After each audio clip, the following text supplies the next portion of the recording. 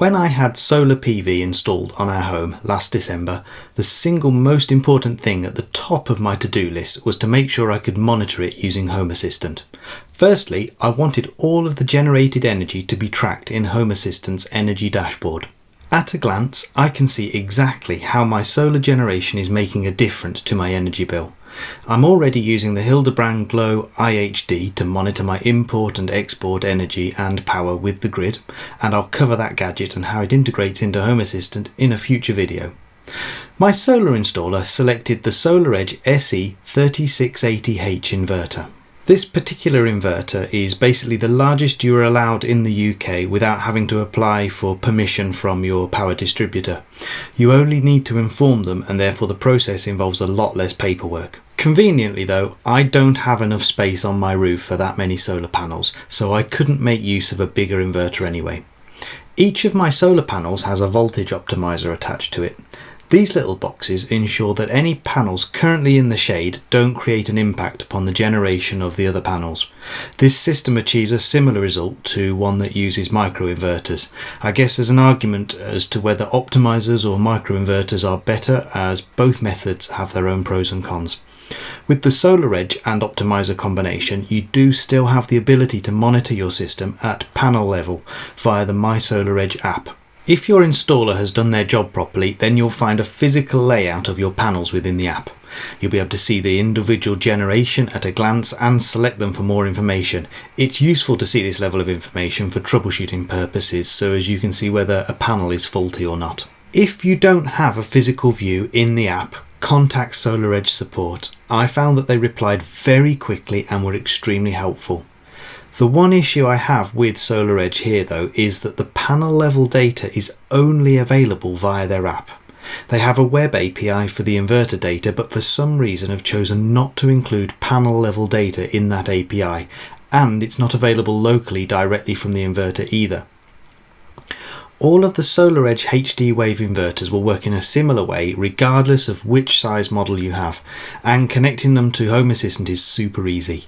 You can use the built-in SolarEdge integration if you like, but that is cloud only and you are limited to an update once every 15 minutes. That's not very useful if your automations are relying on live power readings. I prefer to directly connect the inverter to Home Assistant over my local network. I have my inverter connected to the network using a hardwired Ethernet cable. You can of course use Wi-Fi too if you wish, but Ethernet will be more reliable and cause less congestion on your network, which is something you should be aware of before continuing. The first thing you need to do is enable a feature on your inverter called Modbus over TCP.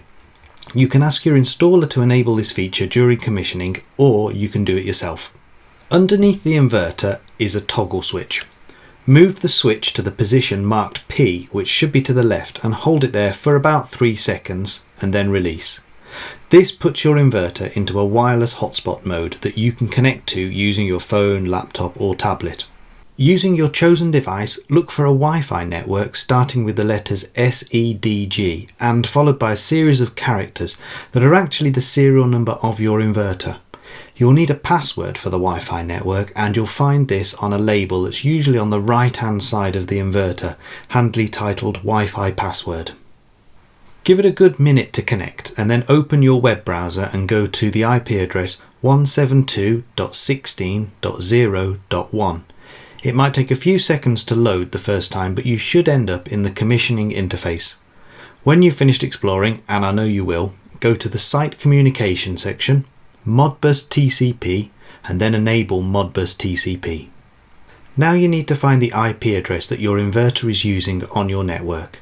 The easiest way is to use the commissioning interface because you're already in there. Go to Site Communication, Ethernet or Wi-Fi depending on how your inverter is connected to your network, and your IP address should be displayed on that page for you. Make a note of this. Back over in Home Assistant, you are going to be using HACS. I'll put a link to that in the description for you, and I'm going to assume that you know what it is and how to use it. Under HACS integrations, explore the repositories and search for SolarEdge Modbus. There will be a couple of results, but choose the one worded exactly like this. Once installed, reboot Home Assistant and then head back to configuration and add this component as an integration. The IP address will be the one you made a note of earlier. The port can be left as default unless you changed it in the commissioning interface, and for polling I set this to 10 seconds, which is responsive enough for my needs. You need to be aware that when setting this value you might have to make a trade-off between how live your data is, how the traffic impacts your network, and how much data Home Assistant is storing. That last one can be mitigated against to some extent because this integration will create over 20 entities. For most people with a single phase installation, you can immediately disable all of the 3-phase entities, and I'd argue that you probably don't need historical AC current or frequency data either. For me, the most important entities here are the AC power and the AC energy. That AC energy entity can be used directly in the energy dashboard, and that live AC power entity can be used in an active gauge card, or my personal favourite, as part of the Tesla style power card. I love this card because it looks great and at a glance gives you tons of live information. I will cover this card in a future dedicated video once I have my battery installed, because I don't want to present a half-finished solution. And that's it. Quite a simple way to get live solar generation data into Home Assistant, requiring no jumps to the cloud or other people's servers. I hope you found this useful, and as always I'll put all of the detail up on my website and a link to everything down in the description. Thank you for watching. Goodbye.